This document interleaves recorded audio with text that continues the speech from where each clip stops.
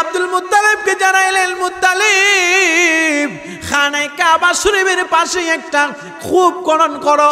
যে কূপটা কইল হযরতে ইসমাঈল আলাইহিস সালাতু ওয়াস সালামের পায়ের ধাক্কায় যেটা কইল জমজমের কূপ। ইসমাঈল আলাইহিস সালামের পরে হযরতে আব্দুল মুত্তালিবের আগে একজন জালিম বাদশা ছিল। ওই জালিম বাদশা এই জমজমের কূপটারে বালু মাটি দিয়া এমন ভাবে চাপা দিয়া রাখছে রে, এটা উঠানোর জন্য আল্লাহ তাআলা তিনারে স্বপ্নে যুগে দেখাইলেন। একদিন দেখলেন, দুই দিন দেখলেন, তিন দিন দেখলেন। দেখার পরে আব্দুল মুত্তালিব দয়াল নবী রাহমাতুল লিল আলামিন নবীজির দাদা যান, তিনার একটা সন্তান ছিল, বড় সন্তান, যার নাম হইল হারেস। ওই হারেস রে লইয়া যে মাত্র গেলেন কূপ খনন করার জন্য, খানায় কাবা শরীফের পাশে কূপ খনন করার জন্য যে মাত্র গেলেন, তখন এই আরবের অনেক বড় বড় লিডাররা কয়, না না, কূপ খনন করতে পারবা না, যদি পানি না পাও, যদি এখানে জমজম কূপ না পাও, তাইলে কিন্তু তোমার বিচার হয়ে যাবে। এমন ভাবে বারবার বলতে লাগলেন, সকলেই আওয়াজ দিতে লাগলেন। হযরতে আব্দুল মুত্তালিব ডাক দিয়ে বলেন, কোনো সমস্যা নাই, আপনারা যদি আমার এই কূপ খনন করার কারণে বিচার করেন, যদি কূপ না পাই তাহলে আপনারা যে বিচার করেন আমি মেনে নেব। হঠাৎ করে তিনি এই কূপ যেই মাত্র তিনার সন্তান হারেস নিয়া এই যে জমজমের কূপ তিনি খনন করতেছেন, করতে করতে এক পর্যায়ে তিনি আল্লাহু আকবার বইলা যেই মাত্র ধ্বনি মারলেন। আর আরবের তখনকার সময় কইল, রে মুসলমান, কোনো ভালো আমল করলে বড় বড় লিডাররা তারা আল্লাহু আকবার বইলা ধ্বনি মাইরা দিত। তারা বুঝতে পারলেন আব্দুল মুত্তালিব কূপ পেয়ে গেছে রে। এমন ভাবে কূপ জমজমের পানি যেই মাত্র আরম্ভ হয়ে গেল, সুবহানাল্লাহ, এই পানি যেই মাত্র আরম্ভ হয়ে গেল, হযরতে আব্দুল মুত্তালিব আরো এই আরবের বড় বড় লিডাররা কয়, আমরাও এই কূপের মালিক। তিনি কই, না না, তোমরা প্রথমে না করেছিলা, এখন তোমরা মালিক হইবা কেমনে বুঝলাম না। তাহলে একটা পরীক্ষা করো রে, সিরিয়ার মধ্যে একটা গণক মহিলা আছে, এই গণক মহিলা যার পক্ষে রায় দিবে আমরা তারে এই কূপের মালিক বানাবো। সকলে রওনা করলেন, সিরিয়ার দিকে রওনা হয়ে গেল। আব্দুল মুত্তালিব তিনিও রওনা করলেন, আর ওই দিক দিয়া আরবের বড় বড় লিডাররা তারা রওনা করলেন কূপ কার বাগের মধ্যে যাবে।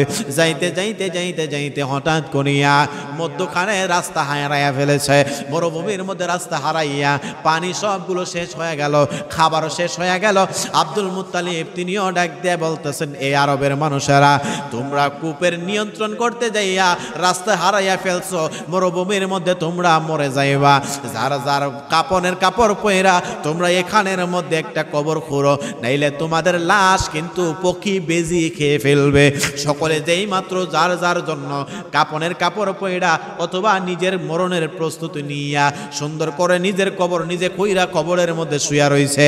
আর হযরতে আব্দুল মুত্তালিব আমার দয়াল নবীজির নানা, তিনিও দয়াল নবীজির দাদা, তিনিও সুন্দর করে একটা কূপ খুঁড়লেন, একটা কবর খুঁড়া ওইখানের মধ্যে শুয়া রইলেন। আল্লাহর কুদরত বোঝা যায় না রে, হঠাৎ করে সকলের কূপের মধ্যে, সকলের কবরের মধ্যে কোনো পানি নাই। আব্দুল মুত্তালিবের কবর থেকে এমনভাবে জল জল করে পানি নিচ থেকে বাহির হইতে লাগলো। আর আকাশের মধ্যে হঠাৎ করিয়া মরুভূমির মধ্যে কোথাও যদি পানির সন্ধান পাওয়া যায়, তাইলে যে কোনো জায়গা থেকে হোক বড় বড় সিলগুলা, কাকগুলা তারা উড়াইয়া উড়াইয়া সেই পানির সন্ধান বুঝতে পারে। সকলে বুঝতে পারলেন কি ব্যাপার, আমাদের কবরের মধ্যে কাহারো কবরে পানি নাই, আব্দুল মুত্তালিবের কবরের মধ্যে পানি পাওয়া যায়। সকলে দৌড়াইয়া গেল, পানি খাইল, পানি পান করলো। পান করার পরে আব্দুল মুত্তালিব সহ সকলে তাজা হয়ে গেল। বলে, চলো রে ওই সিরিয়ার মহিলার কাছে যাব, গণক মহিলার কাছে। জমজমের পানির কুয়া কার ভাগ্যে যাবে? সকলে এক বাক্যে ডাক দিয়ে বলে, আব্দুল মুত্তালিব, আমরা কুয়ার পক্ষে না রে, না, আমরা কুয়ার মালিক না। কারণ সকলে কবর করলাম, কারো কবরের মধ্যে পানির ফুয়ারা হয় নাই। যাও যাও যাও, আজকে থেকে কুরাইশ বংশের মধ্যে এই কূপের মালিক হইলা তুমি আব্দুল মুত্তালিব। এই আব্দুল মুত্তালিব পানির ফুয়ারা যে মাত্র পাইলেন, এখন জমজমের মালিক কিন্তু আব্দুল মুত্তালিব। সুবহানাল্লাহ। আব্দুল মুত্তালিব এই জমজমের মালিক হয়ে যাওয়ার পরে তিনি একটা নিয়ত করলেন, আল্লাহ আমি এই মালিক হওয়ার কারণে আমার একটা সন্তান আল্লাহর রাস্তায় কুরবানি করে দিব। এই নিয়তটা করার পরে এখন তো জমজমের পানি হয়ে গেল, এখন কুরবানি করতে হবে। আমার আল্লাহ পাক রব্বুল আলামিন একে একে একটা নয় দুইটা নয় হযরতে আব্দুল মুত্তালিবের করে 10টা সন্তান দান করে দিয়েছে। কয়টা দিছে? সবচেয়ে বড় ছেলের নাম হইল হযরতে হারেস। হারেস সবার বড়। এবার যেই মাত্র কূপ নিজের হয়ে গেল, কাবা শরীফের চাবিও হইল আব্দুল মুত্তালিবের হাতে। এই আব্দুল মুত্তালিব আল্লাহ পাক রব্বুল আলামিন স্বপ্নে যুগে দেখায়, আব্দুল মুত্তালিব আল্লাহর রাস্তায় সন্তান কুরবানি করো রে। এ বন্ধুরে আমার, হযরতে আব্দুল মুত্তালিব তিনার বড় ছেলে হারেসকে নিয়ে গেলেন খানে কাবা শরীফে কুরবানি করার জন্য। হারেস কই, আল্লাহ ও বাবা, আপনার আল্লাহ কি আমার নাম ধরে কইছে বলে না? তাইলে আপনার দ্বিতীয় সন্তান রে বলেন। দ্বিতীয় সন্তান রে ধরলেন, চলো আল্লাহ রাস্তায় কুরবানি করতে। দ্বিতীয় ছেলে কই, আল্লাহ আমার নাম ধরে বলছে বলেন না? তাইলে আপনার তৃতীয় সন্তানটা নিয়ে যান। তৃতীয় সন্তান কই, ও বাবা, আল্লাহ কি আমার নাম ধরে বলছে বলেন না? তৃতীয় সন্তানও চলে গেল। চতুর্থ, পঞ্চম, ষষ্ঠ, সপ্তম, অষ্টম পর্যন্ত চলে গেল। নবম পর্যন্ত চলে গেল। কেউ কই, বাবা আমাদের নাম ধরে কি আমাদের রব ডাকছে বলেন না? সবার শেষে সবচাইতে নম্র ভদ্র যে সন্তান, জিনার নাম হইল খাজা আব্দুল্লাহ। ওই আব্দুল্লাহ রে বলতে দেরি কইল, বাবা রে, আল্লাহ রে বলেছিলাম যদি আমি জমজমের কুয়ার পানি পাই তাহলে আল্লাহর রাস্তায় একটা সন্তান কুরবানি করব। এই কথা শোনার সাথে সাথে হযরতে খাজা আব্দুল্লাহ কই, বাবা চলেন, আমি আল্লাহর রাস্তায় কুরবান হইতে দ্বিধাবোধ করব না। আরবের কাফের বেঈমানেরা বড় বড় লিডাররা ডাক দিয়া বলে, আব্দুল মুত্তালিব,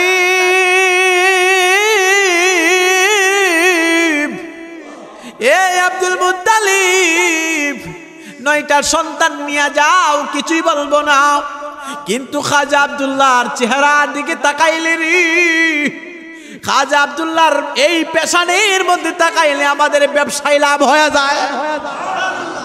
খাজা আব্দুল্লাহর চেহারার দিকে তাকাইলে আমাদের ব্যবসার মধ্যে উন্নতি হয়ে যায়। এ আব্দুল মুত্তালিব রে, তোমার 9টা সন্তান রে তুমি আল্লাহর রাস্তায় কুরবানি করো, আমরা কিছুই বলবো না। কিন্তু তোমার এই সন্তান রে আমরা জবাই করতে দিব না, আল্লাহর রাস্তায় জবাই করতে দিব না, কুরবান করতে দিব না। কিন্তু হযরতে আব্দুল মুত্তালিব কই, না না না, আমি আল্লাহর সাথে ওয়াদা করেছি, নিজের সন্তানের মায়া করে না। আর এই খাজা আব্দুল্লাহর পেশানির মধ্যে নবী মুহাম্মদুর রাসূলুল্লাহ সাল্লাল্লাহু তাআলা আলাইহি ওয়াসাল্লামের নূর মুবারক। এই নূর মুবারক, এই নূর মুবারক কত মজার নূর মুবারক। হযরতে খাজা আব্দুল্লাহর পেশানির মধ্যে নূর মুবারক চরমায়।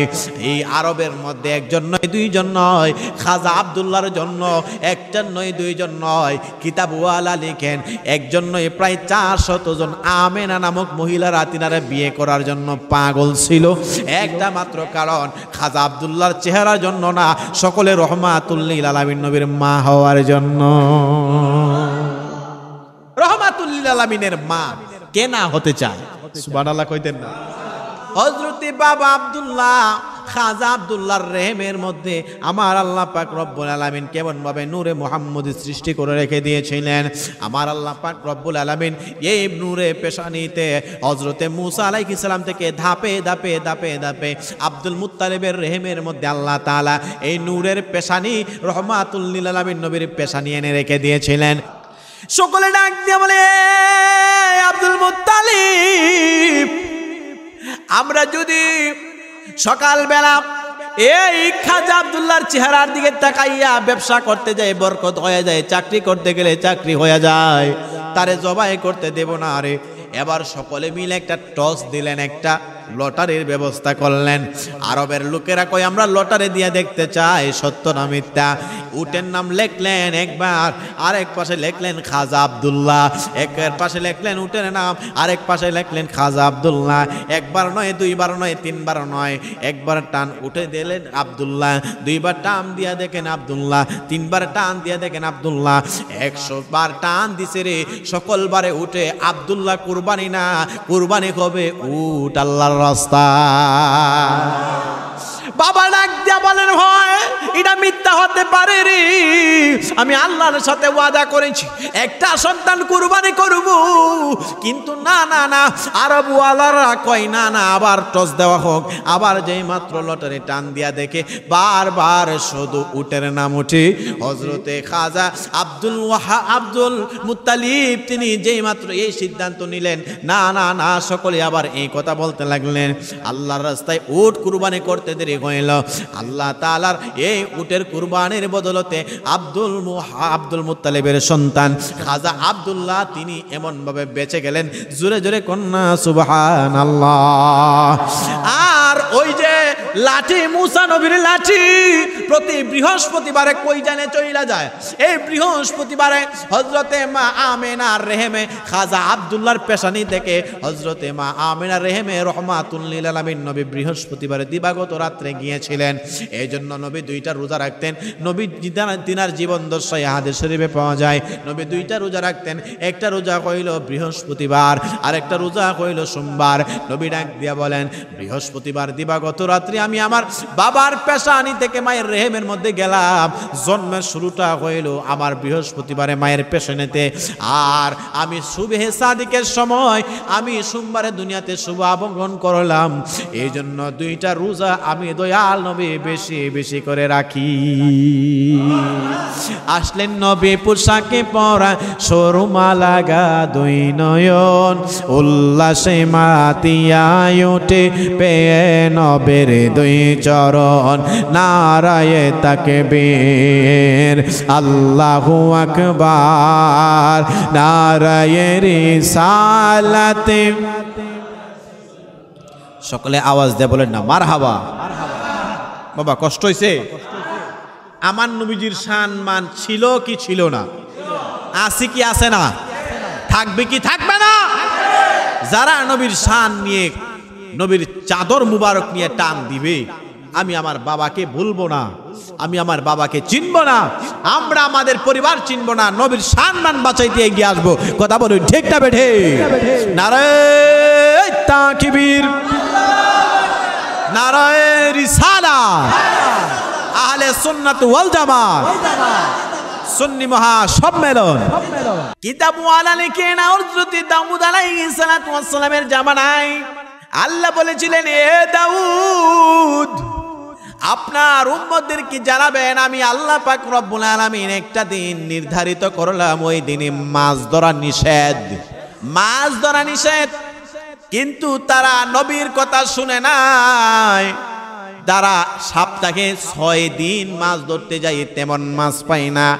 আল্লাহ যেদিন নিষেধ করছে সেই দিন তারা বেশি মাছ পায়। তারা কি পায়? বেশি মাছ পায়।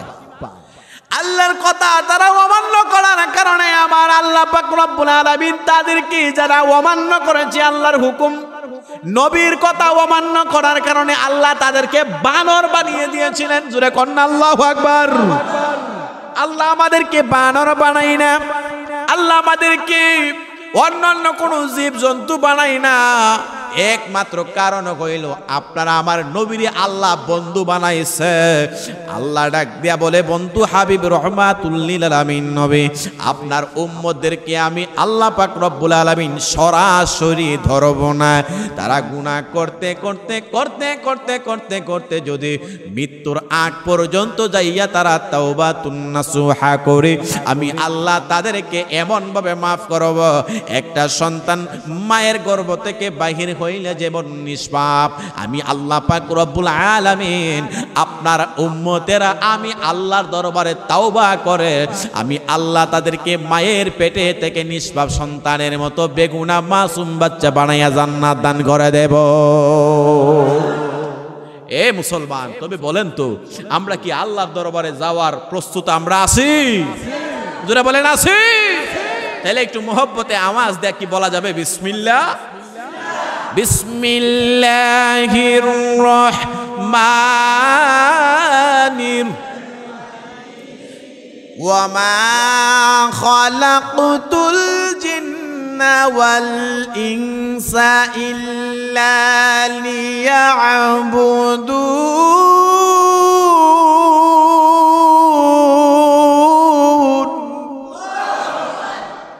সাদাকাল্লাহুল মাওলানাল আযীম ওয়া সাদাকা রাসূলুহুন নাবিয়্যুল হাবিবুল কারীমুল আমিন قال النبي صلى الله تعالى عليه وسلم المسلم من سلم المسلمون من لسانه ويده أو كما قال عليه الصلاة والسلام في شان حبيبه ومحبوبه مخبرا وآمرا إن الله وملائكته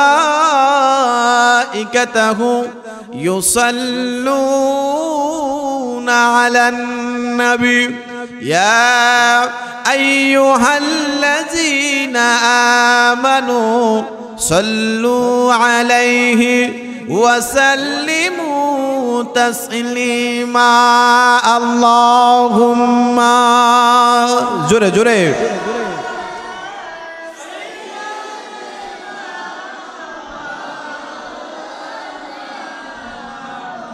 محمد وعلى آله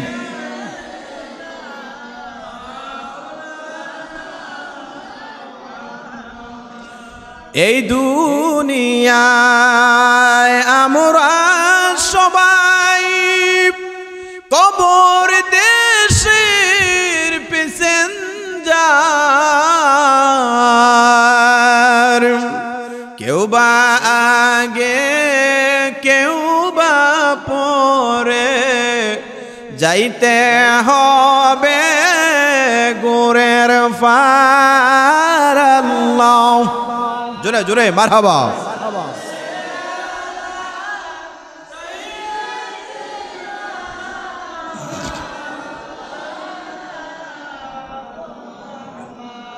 দুআ আলা আলি সাইয়্যিদিনা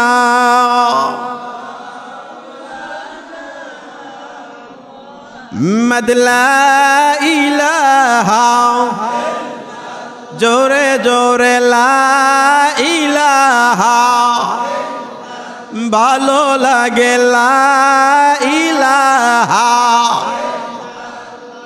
লা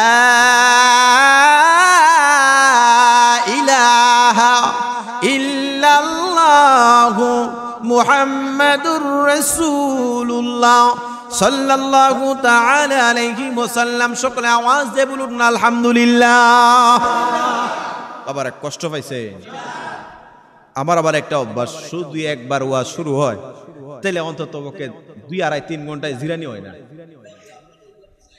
চাইতেছেন তো আল্লাহ দিলে বাবা আমি একটু পোস্টারটা পড়ে আর দুরূদ শরীফ না পড়লে তো আল্লাহর নবীজির দরবার থেকে ফয়েজ আসে না ঠিক না বেঠি আজকে চিতনা পশ্চিম গ্রাম আল মদিনা শিশু কিশোর সংগঠন ও মসজিদের কমিটির উদ্যোগে প্রথম বার্ষিকী ঐতিহ্যবাহী সুন্নি মহাসম্মেলনে সম্মানিত সভারত্ন জনাব মোহাম্মদ জিতু মিয়া সাহেব বর্তমান চেয়ারম্যান ৮ নং বুনিয়াউক ইউপি আল্লাহ পাক রব্বুল আলামিন আমাদের বর্তমান চেয়ারম্যান সাহেবকে নেক হায়াত তৈয়্যিবা দান করুন জোরে বলুন আমিন আজকের মাহফিলে যিনি সম্মানিত সভাপতি জনাব মোহাম্মদ লাল মিয়া সাহেব লাল হোসেন মিয়া সাহেব সভাপতি অত্র মসজিদ বারাকাল্লাহু তাআলা ফি হায়াতিহি সহ সভাপতি জনাব মোহাম্মদ বলেছেন ওয়ামা খালাকতুল জিন্না ওয়াল ইনসা ইল্লা লিয়াবুদুন ভাইরা আমার এই যে কোরআনের আয়াতটা আমরা জানি কিনা কথা বলেন জানি কিনা আমরা সবাই জানি এবার আসুন আমরা আলোচনার মধ্যে যাই আল্লাহ পাক রব্বুল আলামিন এই তামাম পৃথিবীটারে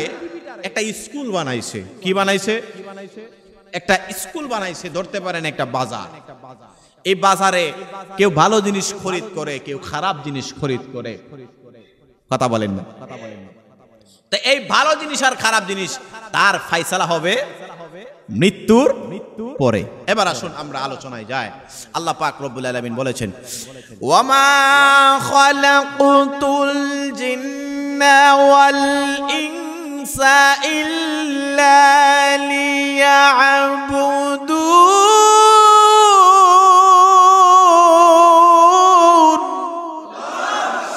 আমার আল্লাহ পাক রব্বুল আলামিন জানাইলেন ওয়া মা খালাকতুল জিন্না ওয়াল ইনসা ইল্লা লিয়াবুদুন, আমি আল্লাহ পাক রব্বুল আলামিন জিন এবং মানুষ জাতিকে বানাইছি ইবাদতের জন্য। বন্ধুরে আমার একটু গভীর মনোযোগ দিয়ে শুনবেন, এই আলোচনাটা আপনাদের আশা করি কাজে লাগবে। বাবা বসেন, শেষের দিকে চলে যাচ্ছি, প্রায় 12:30। আমি না, আমার উপরে জুলুম করেন, আমি খায়া উঠছি না খায়া উঠছি বাবা। আমি